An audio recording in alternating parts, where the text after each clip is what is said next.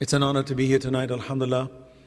And I do know that as Muslims, especially as Muslims, we're living in a society where the modern society, where science and the exposure of newer methodologies is a very prevalent part of our lives. And it's a wonderful thing. The fact that the tools of science have reached the level that they have today, at the level that we are able to even correlate, validate, and falsify any false notions in science, I think that's fantastic. It's really very encouraging. But I'd like us to understand that we have to understand what the definition of science is and how different is that with relations to how we see religion. Are these two irreconcilable entities? Are they two separate universes that cannot be reconciled? Is one under the other? What is it? So, because once you understand these definitions, once you understand the functions of these definitions, and once you understand the limitations of science, and once you understand where religion comes into play, the necessity of religion, what is the definition of religion? What is religion? When someone says, are you religious? Or do you have religion? Or do you follow a religion? Or when people say, I'm against religion, what do they mean by that? Okay, so it's extremely important. My suggestion to us all, if we want to strengthen our iman, there is a methodology by which you and I must follow in order to correlate conversations so we don't go into cyclical argumentative sessions. So first and foremost, define your terms. Even when you're talking to someone, ask them, what do you mean by this? What is your definition of this word? Can you please define it? Can you explain it to me further? If a person is articulate enough to be able to give you good definitions, though you and I may reject those definitions, it's a good starting point, because now you can adapt according to that definition answers. It's almost like a logical pathway, where a logical pathway requires a precondition which is called an assumption. Without assumptions, you cannot have logical pathways as a methodology. And once you have a fixed system, the logical mechanical system simply demands the variables to come in, and it will process and give you the number, just like in a function, mathematical function. There's a logical pathway, but what you feed into it can vary. The same with logical discussions about religion and God. It's got a pathway, and what you feed in it is going to give you a result. Many a times, people who discuss religion, who discuss God, who discuss methodologies, don't have an understanding of this logical methodology. They have not validated the equation. They have not validated the logical system. They have assumed it is legit. They have assumed it is right. And therefore, they start pumping the variables into it, which then starts giving them odd answers, which then leads them to make odd conclusions, which then leads them to make conclusions that in principle, if there was the truth of that issue, they would be astray. And it makes you wonder, how come I came across this wrong answer? Well, it's because you didn't process it properly. So please understand, brothers and sisters, in these conversations, as Muslims, even as non-Muslims, we must be very methodical in our method of approaching the truth. I don't care if it's about God and no God. It's about within Islam, between the schools of thought, which of the 5 major schools of thought is correct, between Christians and Muslims, between Jews and Muslims, between Buddhists and Muslims, which one is right? How do I know which religion is right?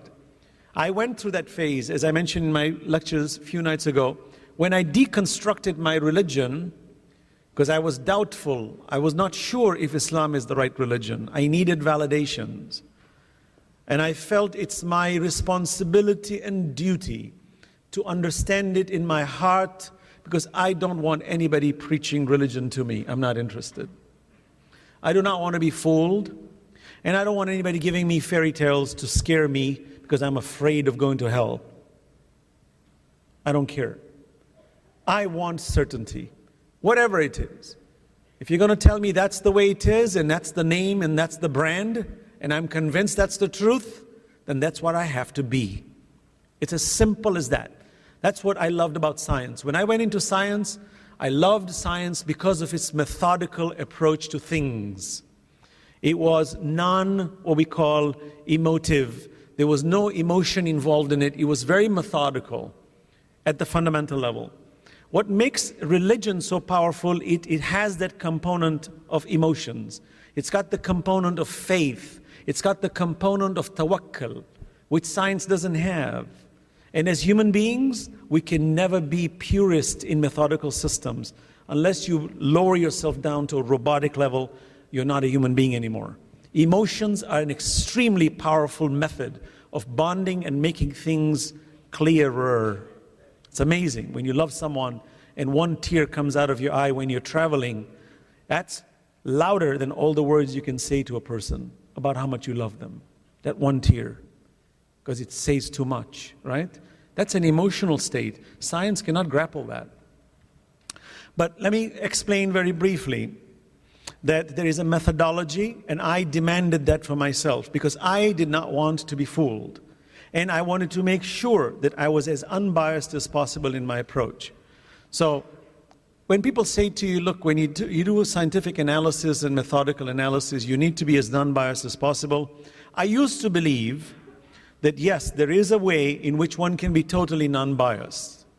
I came to the conclusion later on in my life that it's impossible to avoid a bias. It's impossible. Nobody can be free from a bias. It's impossible. So let's not fool ourselves in that. But we do try to limit the biases and control it so that at least our judgment is not skewed because of our biases. I hope I'm making sense now. Okay? So in that process, I started to question the integrity of my belief from God onwards because I knew fundamentally that all ideologies come from a central root. Just like when I study a cell, I'm always working at the nuclear level. As a person studying molecular science, what fascinated me about recombinant DNA was DNA is the root of life. It's the only molecule known to man that can replicate itself, and it's the template that decides how I'm going to be as a living being. And I love that. I say, I want to know this. I may not practice molecular science, but I want to know because my curiosity is there, because the incredible hand of God is working at that level where you have DNA polymerase replicating a copy, you see, making a copy of the original strand. This double helix system was fascinating to me, that how Allah in His infinite mercy has, contracted this very, very intricate, complicated formula and then completely contracted it into a very, very tight coil. And it's so functional, it's so elegant, and it's so secure, and it's so rapid. I said, wow, what is this? So as I'm studying science, every day I would come out and says, is it possible this can happen by chance? What is the probability? I'd ask the mathematicians. I'd go to math, my math professors, what's the probability? Tell me, crunch some numbers for me, please. How is that possible? There's too much order. I'm seeing way too much structure. That me, after spending, years studying this, and I'm watching it in the microscope, and you're seeing this thing happening in a millisecond. So that's it? That's all these years I studied? It's right there? Says, yeah, that's it. And I'm supposed to be a smart guy? All I did was I looked at it, and I broke it down, and I can tell you, and I can predict. Wow, what is this methodology? To me, it's intriguing. But still, the point is going to the nucleus level. Any conversation, always find the nucleus. If you ever study atomic science, nuclear science, you'll see it's all at the atomic level. You find subatomic level, quarks, whatever you go. Even if you go into quantum physics, you'll see there's always a center which spreads out and expresses itself. There's always a center to everything. Even the universe, if you study it, you'll see that the galaxies are moving around circles in disk shapes, and there's always a center. Allah says, إِنَّ فِي ذَلِكَ لَآيَاتٍ لِقَوْمٍ يَتَفَكَّرُونَ. These are signs for a community that thinks. So the more I got into it, the more I realized there is that core. So in my belief system, what is my core? I said, my core is a deity, because my origination has to have a precursor. And that precursor that made me in the universe must be at the center for causing who I am. Who is this one? Do you exist? Are you there?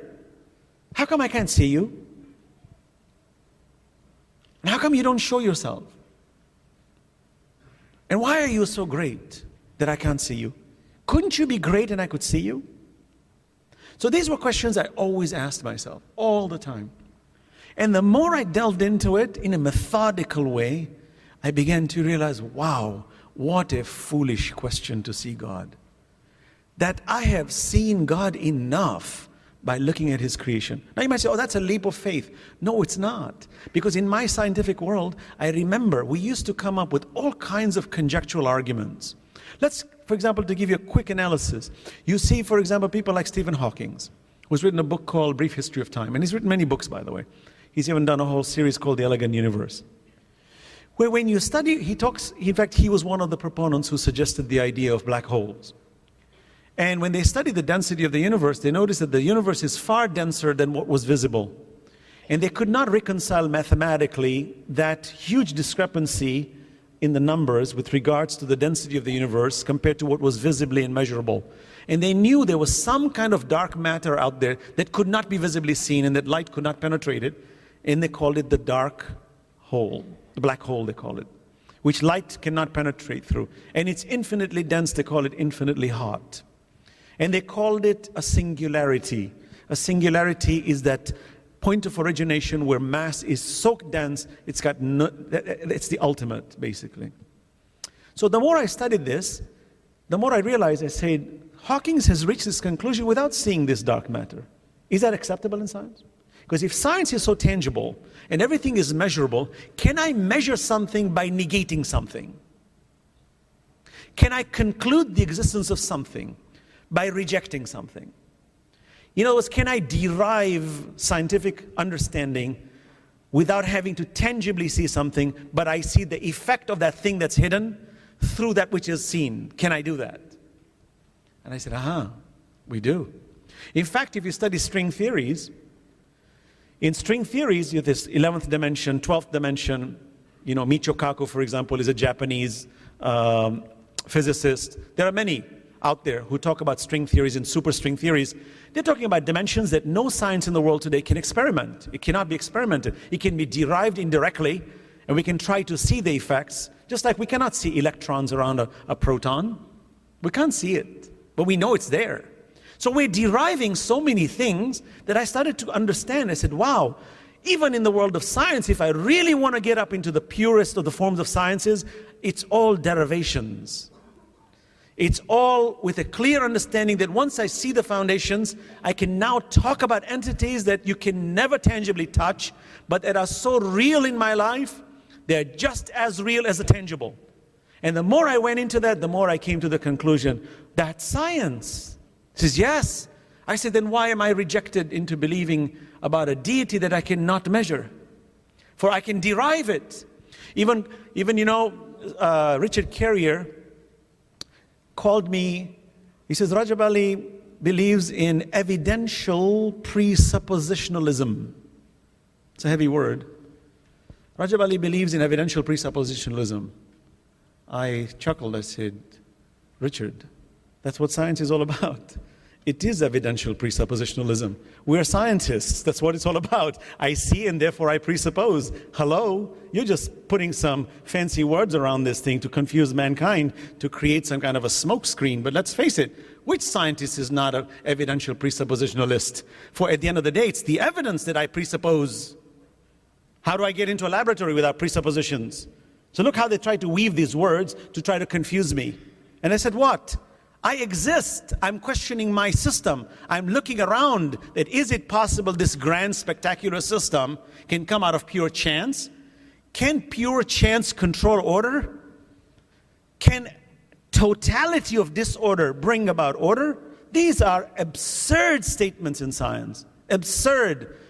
That when you look at chance and probabilities, it is completely controlled within a controlled system.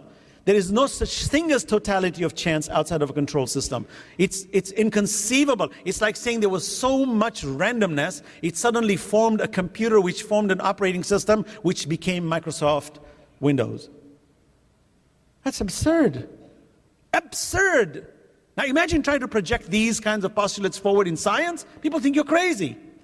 So I said, wait a minute, there's a root here that as much as there are chances and probabilities of things can happen, and probabilities are there, and Allah has allowed me in this spectacular universe to counter every coin with a counter coin, which is what life is so beautiful about. But no one ever said that there is never an argument for something, for there's no consistency to something. Because if there was no consistency to anything, then science should not exist. Because science needs to stand on a consistent foundation too, for it to project any solutions and any answers. And the more I got into it, the more I realized, wait a minute, I'm being duped into this what we call rhetorical talk. It's rhetoric. It's all rhetoric, you get it? It's not real, it's rhetoric. It's just made up stories to confuse us. And I challenged it at my university. I used to sit with my professors and challenge, what do you mean by this word? Well, I said, you're violating science. You say nature decides. I said, how does it decide? Is it intelligent? What do you mean by it taking this position and not that position? Why is evolution so progressive? Oh, because if it wasn't, it would cease to exist. Why is the necessity to exist so important? Well, that's just the way it works.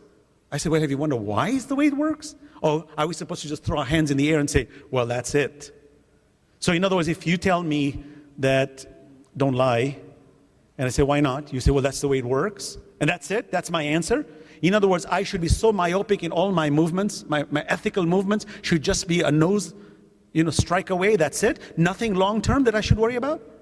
I said, well, you may have an argument, but to me, that's a very foolish, childish argument. I'm not willing to accept that as a human being. I think we're far too intelligent for such conversations. And the more I went into it, the more I started looking. So now let me just conclude on this real fast before we go to the Q&A session. So what about evolution? Was Adam evolved? Because this is a classic question we have. Because we've got what we call the neo-Darwinian theories of evolution. As you know, Darwin was a believer in God. And the origin of species that he wrote about, there were so many conjectures. If you study them, there were over 270 hypothetical ifs in his theory. If this was, this would be. If this is, this would be. This was how Darwin was originally presenting the Darwinian theories. Now, what Darwin brought when he observed the finches and, in the Galapagos Islands and so on, it's a very valid question. Did we evolve? And I think scientifically, it's a very valid question. It should be asked that way. Because science, by definition, is a methodology to understand the reality based on the system, and I'm going to repeat it, based on the system of cause and effect. Science is an observation based on a system of cause and effect. That's it. It's that simple. Everything we study in science is either an effect and we study the cause, or we understand the cause and we create the effect. That's what science is about. It's a methodology. That's it. And we try to purify the methodology such that we know when to create the effect, when we want it, because we know how it works. It's just like when a guy builds an aircraft, there are 1,000 ways to put an aircraft, but when that 747 is going to carry 300-400 people, it's most probably going to reach its destination, because the ones who built it tested all the possibilities and made sure any potential danger to that flight was removed from its parameters, which then increased the safety record of the aircraft. You agree? It's a methodology. It's a scientific approach. That's all it's about. So it's a system of cause and effect. And in science, in a pure form of science, I am an effect. What caused me? Did I come from a predecessor? I do know I have parents. Did my parents have parents who had parents who had parents? But who were those parents that came? That's the question. So in science, to go backward in this methodology, and therefore to use this term evolution, is not wrong. There's nothing wrong with it. Micro or macro, when we look at all the levels of evolution, all of them have some credibility to it, and they are a necessary part of science. So let's not collectively, holistically take this whole thing and throw it out the window. It says, no, this has nothing to do with me because I'm a Muslim. This is not proper approach to science. Proper approach to science is to say, I see the term, I recognize it, I see its function, I see its limitations, I accept it with its understanding of limitations. Otherwise, I'm not generically and unanimously accepting nor rejecting. That is the proper way of observing what science is all about. I hope you understand that. So when we talk about generic terms, does Islam accept evolution? Haram or halal? Well, there's no haram or halal.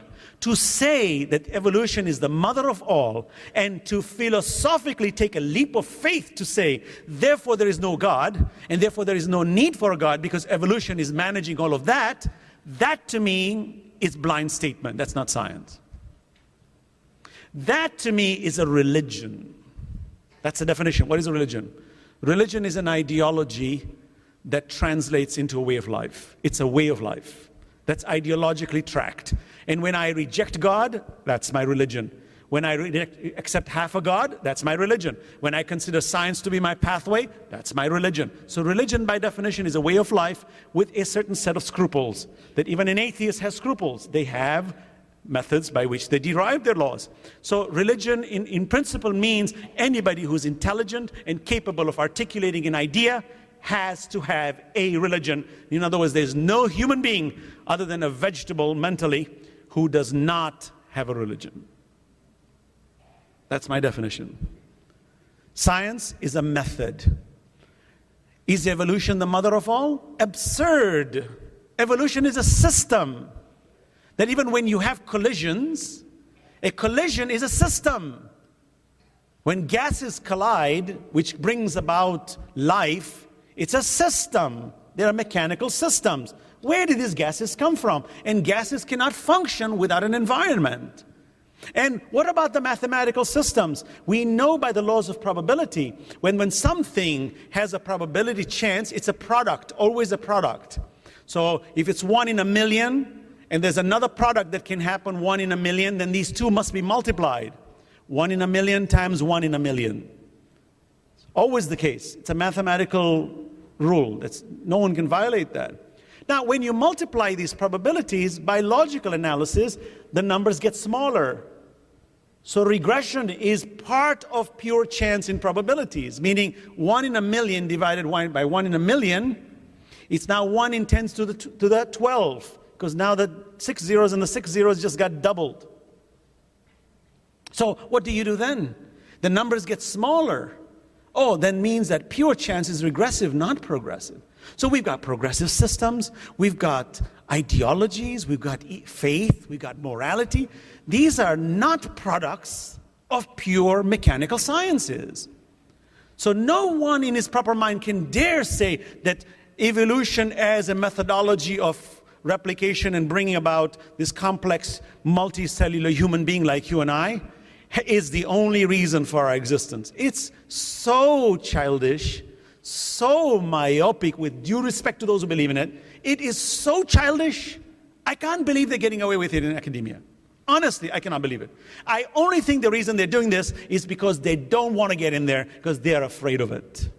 And partly I don't blame them, because people of religion who have fabricated religions, who have taken this argument of science when they were in power, they punished scientists. They used to burn them by the stakes. And they used to castigate them and destroy them and saying, you're playing with God. So yes, if science has come back with a vengeance in saying, keep religion out of science, partly I don't blame them. But historically, when the Muslims, like Ibn Sina, if you take Al-Khwarizmi, you take Jabir ibn Hayyan, these are famous fathers of science of modernity, that if Al-Khwarizmi, he's the one who came up with the idea of algorithms. All of computer worlds are algorithms, zeros and ones, constant algorithms. This is all what was established by Al-Khwarizmi. These people, when they were writing this, every other sentence had God in it. Subhanallah, look at this. They're talking about God. Take Ibn Sina, he discovered many things in science, including circulation. If you study these people, you'll find that they were always talking about Allah. How could they? Because that's the way it should be. But in the modern world today, where those who want to go into pure science and they want to negate God, where the atheistic movement is now in full force around the universities, to me, I find it is a violation of free thinking. For if you're going to limit me to question even the existence of God as a scientist, then you are a slave owner, because you have limited my capacity to question. And why should I get fired if I'm a teacher who is ever going to talk about creation and God and an intelligent designer? Why should I get fired? To me, that's a conspiracy. That to me is politics. That's not real science. Real science is give me the opportunity. Quran even says, قُلْ هَاتُوا بُرْهَانَكُمْ إِن كُنْتُمْ صَادِقِينَ. Say to them, bring your proof if you're truthful. Don't condemn me and damn me because I want to bring God into the picture. This is absurd. So I'm just letting you understand that there is a conspiracy out there. No doubt conspiracy. And part of the conspiracy spills into even very honest people. And part of the conspiracy is that those who have pretended to hold the rope of God's religion are abusing people and misusing it, which leads to greater atheism and agnosticism. Take a person like, for example, I'll give you a simple example. The ex-governor, as you know, Jesse Ventura, the ex-governor of Minnesota. Jesse Ventura is really a pragmatist, okay, an ex-Marine who's really seeing a lot of the wrong things that are being done in the government and in the justice system of people. He publicly states, I'm an atheist, I don't believe in God, I'm against religion. To me, it kills it, because as altruistic as he is, as much as he strives to uncover the truth, he kills it when he says, I don't want religion. Now why? Because he's also a victim of having seen abuse and misuse of religion, which has led him to shut off on religion. I don't blame such people sometimes. But it's our obligation to articulate it well and to expose it to them. I've had many an atheist I sit down with, and they ask me questions, and the minute I give them answers, they said, oh, I thought it was different. Or I thought it was like this. I said, you're comparing your religion on the basis of Christian beliefs in God. I said, please don't apply Christian ideologies to all of theistic arguments. That's just one argument. Apply a universal argument. I remember in my first debate, there was a woman who came. She said, I was a Christian. I became an atheist. But I always argued from the Christian God argument, and hence I was an atheist. But after this debate, I am going to reconsider God because I see a whole new perspective on God. See? That's the difference. Okay? And let me conclude finally, that Allah subhanahu wa ta'ala shows us, how could Adam come into this picture? Let me show you a basic premise argument. That as much as science is limited to cause and effect, we do agree that that initial cause no science has been able to answer. Today there is no science in the world that can answer the origin of life. No scientist in the world knows the origin of life. There are suggestions that it came from another planet. I said, I don't care if it came from the other side of the universe. Who cares where it came from? The question is, was it always there, or did it come out of nothing? That's the question. The human mind, notice my range in my mind is what? All of us. 0, infinity. 0, infinity. You cannot stop this. We have our two extreme boundaries, 0, infinity. That's it. And you know, in science, I remember whenever I used to study even calculus, I used to always study about this infinity. You know, Isaac Newton actually came up with the system of calculus, which is natural mathematics, which actually talks the language of the universe. And Einstein had a problem because you cannot divide a number by 0. That's an illegal function. So he used to cheat and come up with an answer. So people said, oh, your science is flawed because you're cheating. So there was a French mathematician who came up with the answer and says it's limits. Don't divide it by 0, but get to 0 infinitely. As x approaches whatever, which makes it infinitely 0. It approaches 0, but it's never 0, and that's legal. It's called limits. I said, but why do I need limits? He says, well, actually, the true language of science is infinity. I said, subhanallah, I see that now. It like clicked, like a puzzle that fell into its head. Said, wow, there it is. Subhanallah. Actually, the entire world of science is driven by infinity. Without infinity, nothing makes sense. And then I started scratching my head. I said, but you know, as important as this entity is, it's not tangible. I can't touch it. I can't measure it. I can talk about it. I can apply things towards it, but I can never feel it. Something's always approaching infinity, but never becomes infinite. Because the minute it becomes infinite, you can't talk about it. Wow. And you know, I don't want to take a blind leap of faith, because it's not. But the first thing that came to my mind, I said, this infinity in reality is Allah.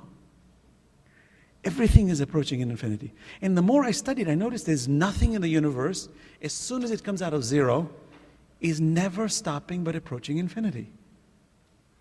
And philosophically I said, Inna lillah wa inna ilayhi raji'un. I see it. I see physical entities approaching Allah forever. Wow. And it's the language of Allah that gives credence to everything. But I can never explain it.